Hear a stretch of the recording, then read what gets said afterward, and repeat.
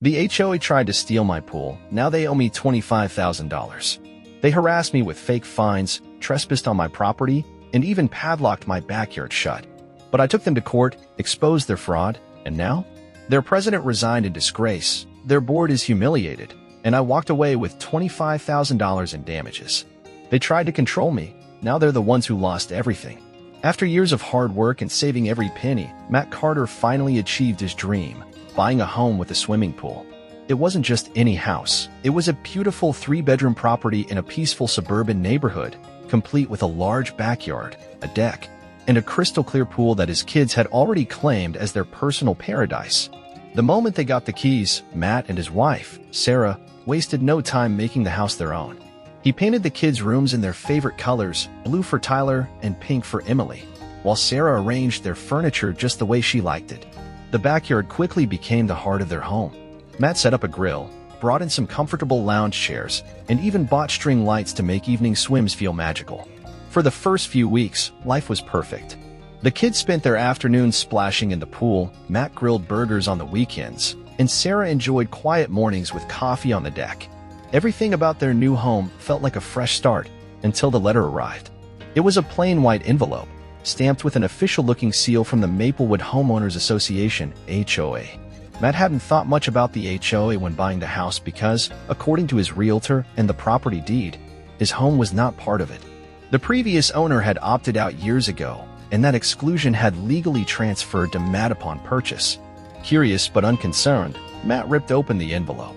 Dear Mr. Carter, it has come to our attention that you are using the swimming pool on your property in violation of the Maplewood HOA bylaws. As per community regulations, all pool owners in the neighborhood must grant access to HOA members and comply with shared maintenance standards. Failure to do so will result in fines and legal action. Please cease the use of your pool until this matter is resolved. Sincerely, Carol Stevens, President, Maplewood Homeowners Association. Matt read the letter again, his stomach twisting. His house wasn't part of the HOA. His deed proved it. Yet here they were, demanding access to his private pool as if they owned it. What violation? Matt muttered, his brow furrowing. He didn't sign up for this. He flipped to the second page, which outlined the HOA's pool access policy, a ridiculous list of rules requiring homeowners to allow other HOA members to use their pools, pay mandatory maintenance fees, and submit to HOA inspections. There was even a penalty chart listing fines for non-compliance. It didn't make any sense. Matt shook his head and tossed the letter onto the counter. There had to be a mistake. Maybe it was a generic welcome letter sent to all new homeowners. He decided not to think about it. That evening, he mentioned it to Sarah over dinner. She laughed it off, waving her fork in the air. That's the dumbest thing I've ever heard. They can't tell us what to do with our own pool. Maybe they're just jealous we have one, Tyler chimed in, his mouth full of spaghetti. Emily giggled. Too bad for them. Matt grinned, his worries melting away. Maybe they were right. Maybe it was just a clerical error or a misunderstanding that would go away on its own. But it didn't. A few days later, Matt stepped outside to get the mail and froze in his tracks. A bright red sign was planted in his front yard, bold letters glaring back at him. Pool closed. By order of the Maplewood HOA. Violations of bylaws 7.3 and 7.4. Fines pending. Matt's stomach dropped. Someone had been on his property, without permission, and placed this humiliating sign in his yard. His hands clenched into fists. This wasn't a mistake. This was a fight. Matt ripped the sign out of the ground, his jaw tightening. This wasn't just a mistake anymore. It was a blatant attempt to push him around. He stormed inside, holding the sign like evidence in a crime scene. Sarah, you're not going to believe this, he called, his voice sharp with frustration. She walked in from the kitchen, her eyes narrowing as she read the sign. They can't do that, can they? Matt exhaled sharply, shaking his head. We're not even in their damn HOA. This is getting ridiculous. Sarah crossed her arms, frowning. So, what are you going to do? Matt didn't have an immediate answer. He wanted to march over to the HOA office and demand an explanation, but part of him didn't want to give them the satisfaction of knowing they were getting under his skin. Instead, he tossed the sign into the garage, determined to pretend it never happened. If they thought they could intimidate him, they had another thing coming. For the next few days, Matt went about his routine as usual. He mowed the lawn, played with the kids in the pool, and ignored the HOA nonsense. But then things got worse. That Saturday morning, as he stepped out to clean the pool, Something caught his eye. The backyard gate was slightly open. His stomach tightened. He always made sure to lock it at night. He walked over, pushing it open completely, and then he saw it. A second sign, identical to the first, planted right next to the pool. Someone had trespassed into his yard and put it there. Matt's pulse pounded. They weren't just harassing him anymore. They were violating his property. His private backyard, the place where his kids played, had been entered without his knowledge. His grip tightened around the wooden stake as he yanked the sign out of the ground, throwing it to the side. Sarah heard the noise and came outside, concern flashing across her face. "Again?" she asked, eyeing the discarded sign. Matt nodded, rubbing his temples. "They're pushing it, Sarah. This isn't just a letter anymore. They actually came onto our property. Who knows when? It could have been in the middle of the night." Sarah's expression darkened. "That's not just annoying, that's illegal. We should call the police." Matt wanted to, but a part of him hesitated. "And tell them what? That the HOA put a sign in our yard? They'll just say it's a civil issue." Sarah folded her arms. "So what's your plan? Just let them keep doing this." Matt sighed. He knew she was right. This wasn't going to stop on its own. They were testing him, seeing how much they could get away with before he pushed back. That evening, as Matt sat on the deck, staring at the pool, his mind raced through his options. He could go to the HOA and demand an explanation, but he knew Carol Stevens, the HOA president, wouldn't just back down. He could install cameras, but that felt like giving in to paranoia. No, he needed to show them he wasn't playing their game. The next morning, Matt took action. He printed out a copy of his deed, the one that clearly stated his property was not part of the HOA, and drafted a short letter, stating in clear terms that the HOA had no jurisdiction over his home and needed to stop all further attempts at enforcement. He sealed it in an envelope and walked to the HOA office himself, ready to put an end to this nonsense. As he approached the small, neatly maintained building at the edge of the neighborhood, he felt his pulse quicken. He stepped inside, greeted by a young receptionist who barely looked old enough to rent a car. "Hi, I need to drop this off for Carol Stevens," Matt said, his voice level but firm. The receptionist hesitated before reaching for the envelope.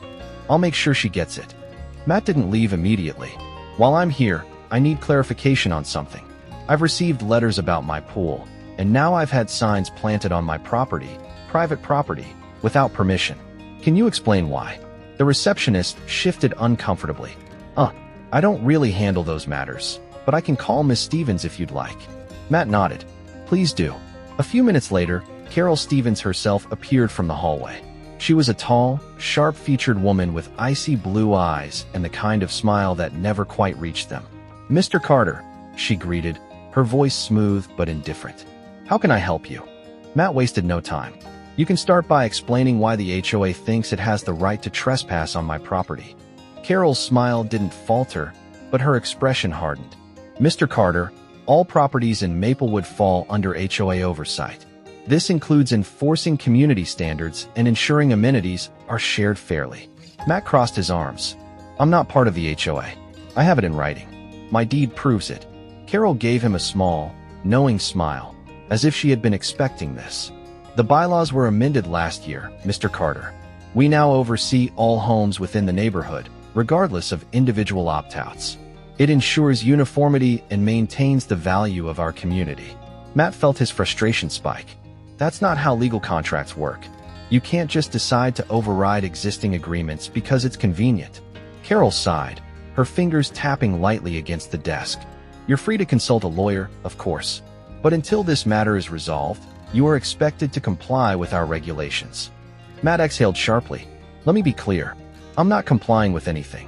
My property isn't part of your HOA, and if I find one more sign, one more letter, or one more person on my property, I will be taking legal action. Do you understand me?"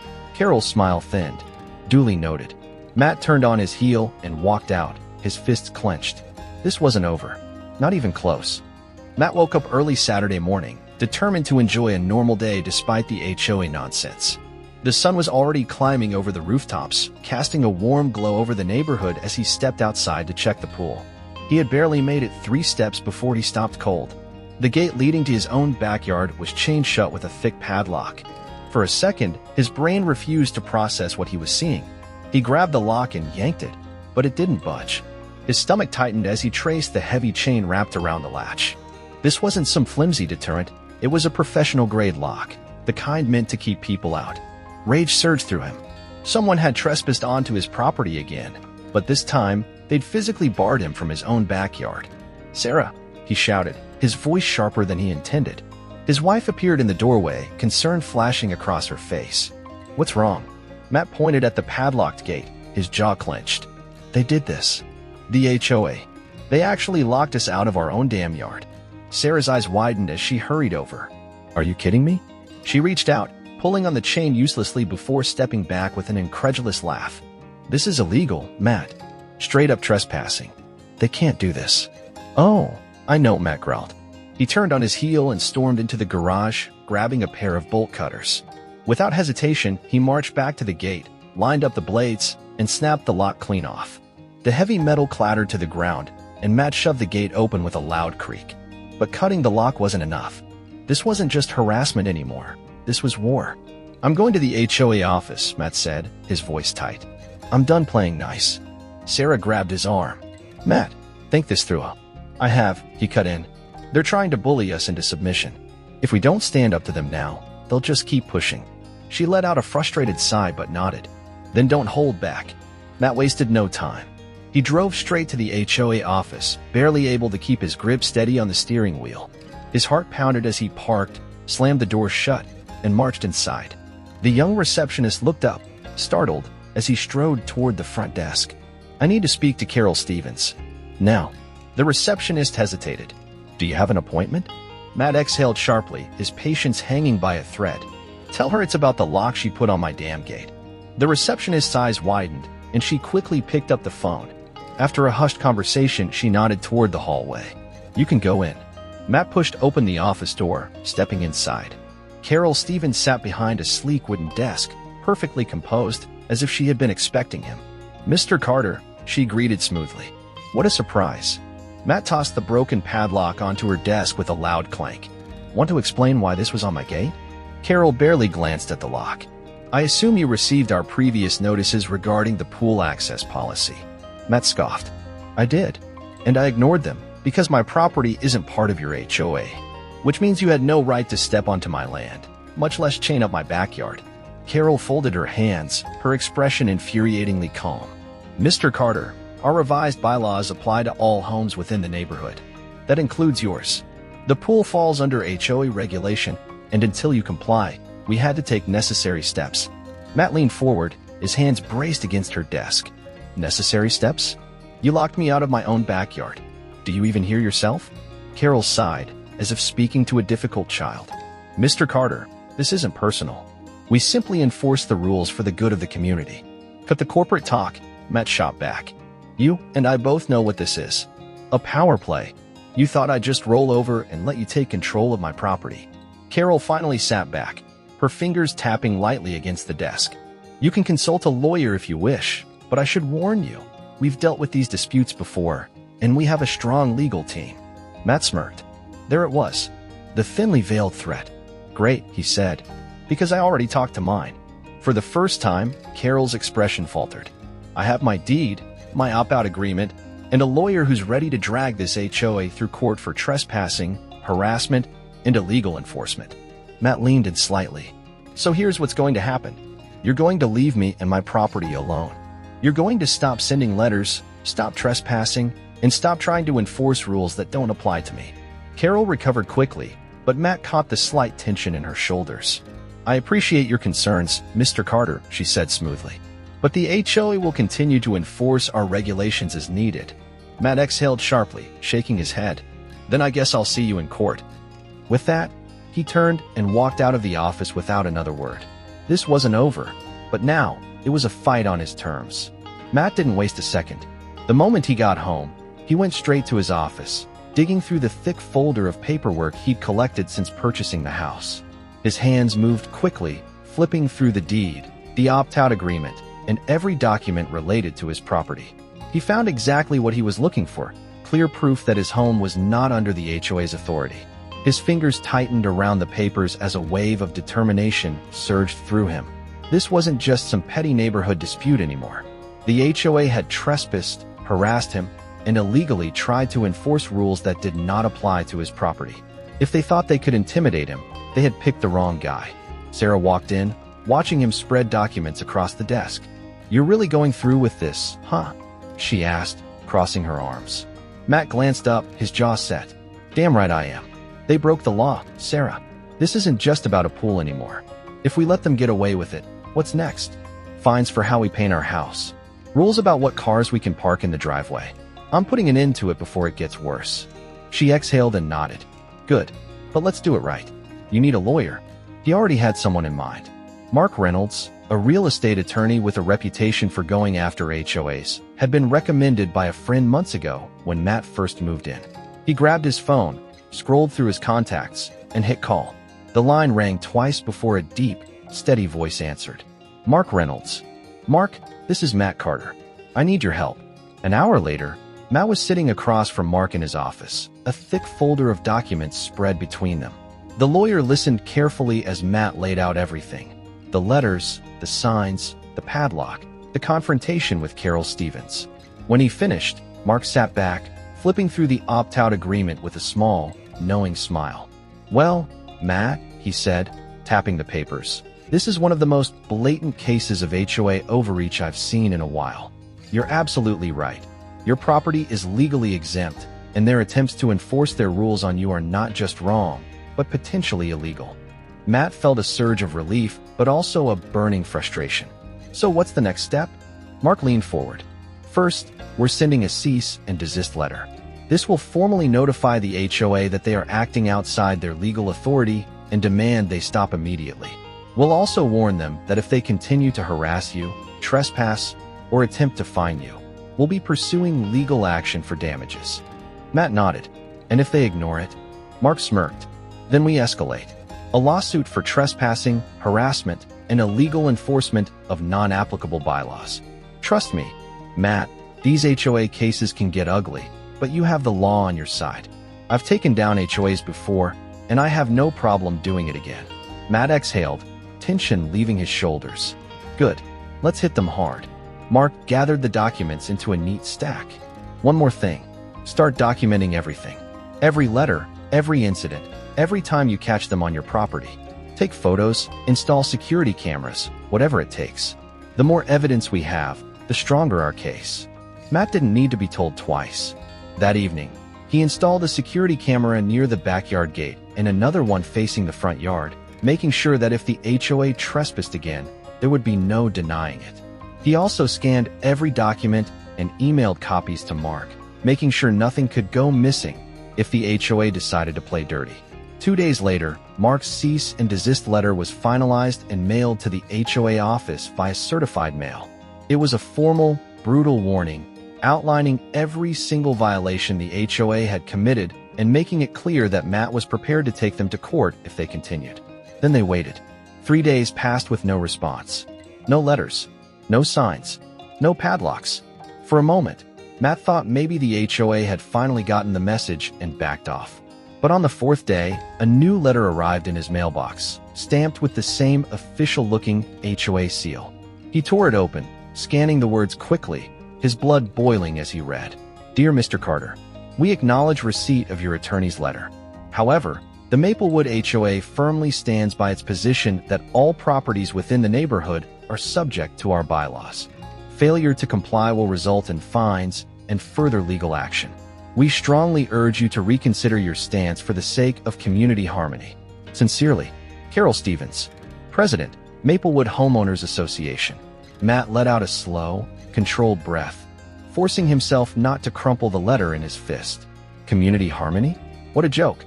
He grabbed his phone and called Mark. "They responded," Matt said, his voice tight with frustration. "They're doubling down." Mark didn't sound surprised. "Good. That means we move to the next step. Let's take them to court." And just like that, the fight was officially on. Matt didn't hesitate. The moment Mark gave the green light, he gathered every document, photo, and email into a well-organized folder and prepared for what was coming next.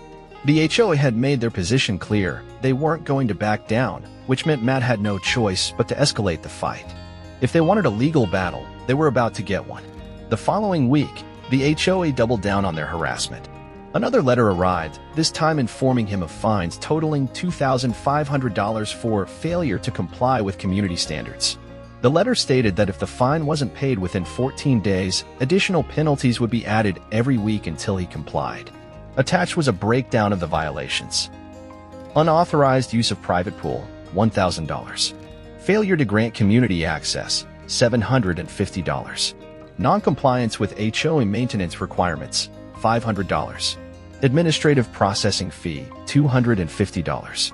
Matt laughed out loud when he saw the last one. "They're charging me a fee to process a fine that isn't even real," he muttered, shaking his head. Sarah, sitting beside him at the kitchen table, rolled her eyes. "They really think you're just going to roll over and pay, don't they?" Matt exhaled sharply. "Yeah, well, they're about to learn how wrong they are." He scanned the letter and sent it to Mark immediately. His lawyer called back within the hour. "Matt, they just made a huge mistake," Mark said, his tone carrying a hint of satisfaction. "By issuing these fines, they're acknowledging that they're trying to enforce their rules on a property that legally isn't under their control. That's going to work in our favor in court. So what's the move?" Matt asked.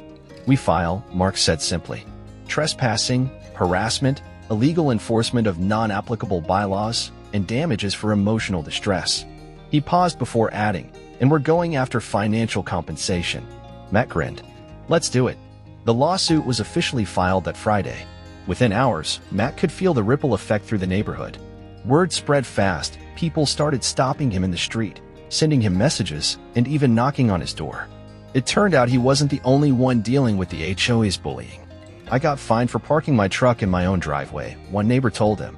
"They made me repaint my house because they didn't like the shade of blue," another complained. "They increased our HOA dues last year, and no one knows where the money's going," someone else added. Matt quickly realized that this wasn't just about him anymore. The HOA had been abusing its power for years, and people were sick of it. Seeing someone finally take a stand was giving them the courage to speak up. Encouraged by the growing support, Matt decided to go public. He started a private Facebook group for neighbors to share their experiences, and within days, it had over 50 members. People posted evidence of unfair fines, hidden fees, and even cases of intimidation. It was bigger than he thought. Meanwhile, Carol Stevens and the HOA remained silent. No letters, no responses, no communication. They were regrouping, preparing for court. But that didn't mean they had given up their petty tactics. One evening, as Matt was reviewing documents in his home office, the motion detector on his security camera pinged. He opened the app and froze. A man in an HOA uniform was standing in his backyard. Matt shot to his feet, heart pounding, and rushed outside. By the time he reached the back gate, the guy was already gone, but not before taping another warning letter to the side of his house. Matt ripped it down and scanned it under the porch light. Final notice: failure to comply will result in further legal action. This is your last warning before additional penalties are enforced.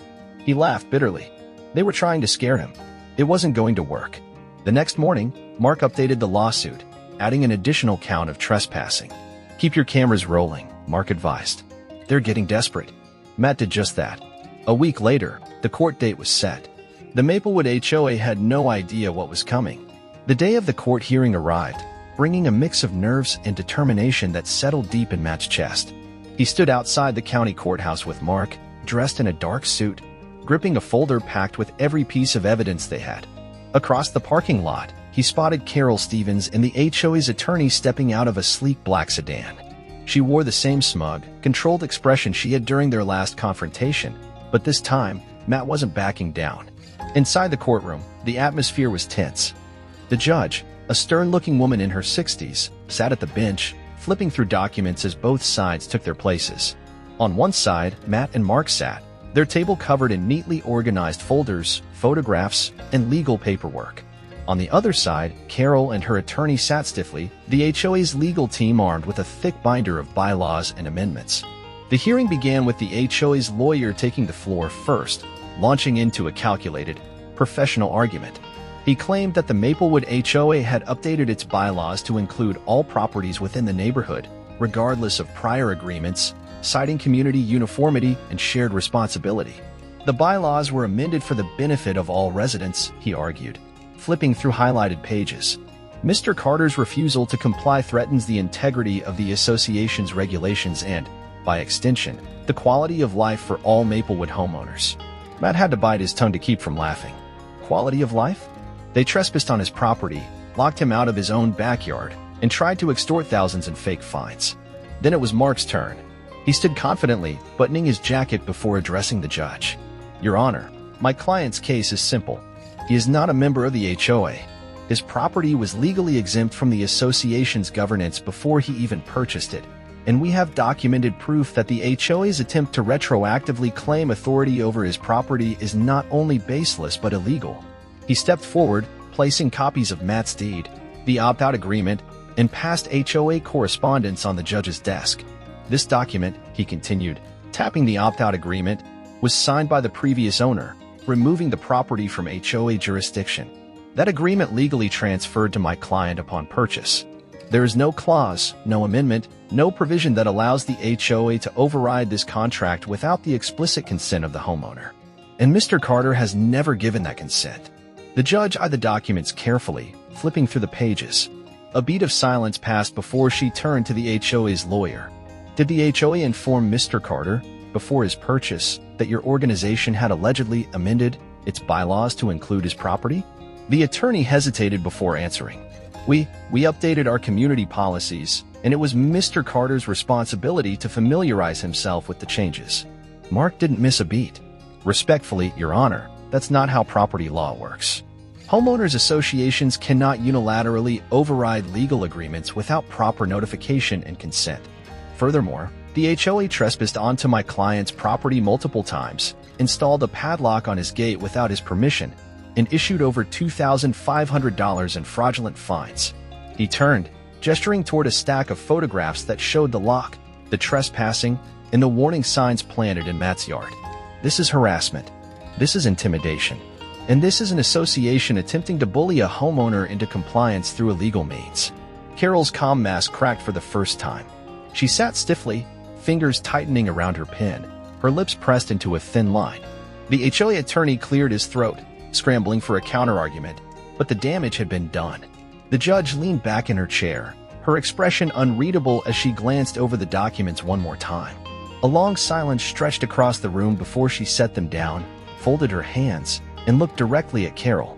"In the matter of Carter versus Maplewood Homeowners Association," she began, her voice firm, "it is clear that the plaintiff's property is not subject to the HOA's bylaws due to a legally binding opt-out agreement. The HOA's actions, including the unauthorized placement of signs, the installation of a padlock on private property, and the issuance of unlawful fines, constitute harassment and trespassing." Matt felt the weight lift off his shoulders. He exchanged a quick glance with Mark, who gave him a small, satisfied nod. The judge wasn't finished. "I hereby order the Maplewood HOA to cease all attempts to enforce their regulations on Mr. Carter's property immediately.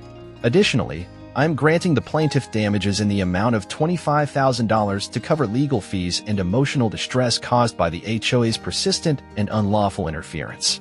Matt let out a slow breath, his grip tightening on the edge of the table. He had won. Carol sat stone-faced, her jaw locked, her fingers clenched around the papers in front of her.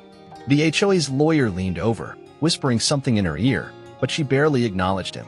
Furthermore, the judge continued, "This court strongly advises that the Maplewood Homeowners Association reassess its governance policies to ensure that no future homeowner is subjected to similar overreach." She glanced at Carol one last time before giving a sharp rap of the gavel. "Case closed." Matt stood up, shaking Mark's hand firmly. "We did it," he said, his voice carrying relief, exhaustion, and victory all at once. "No," Mark corrected with a small grin. "You did it. You stood your ground and didn't let them steamroll you." As they walked out of the courthouse, Matt felt the eyes of the HOA board burning into his back. Carol and her team sat frozen, undoubtedly trying to figure out their next move. But it didn't matter, he had won. He had fought back. And now, they had to deal with the consequences. The moment Matt stepped out of the courthouse, the weight of the last few months finally lifted off his shoulders. The battle was over. He had won. The HOA had been defeated, their false claims dismantled in court, and now they were on the hook for $25,000 in damages. The victory wasn't just about the money, it was about principle, about standing up to the kind of bureaucratic overreach that had bullied homeowners for years. Word spread through the neighborhood faster than Matt expected. Within hours, his phone buzzed with texts from neighbors, some congratulating him, others asking for advice on their own issues with the HOA.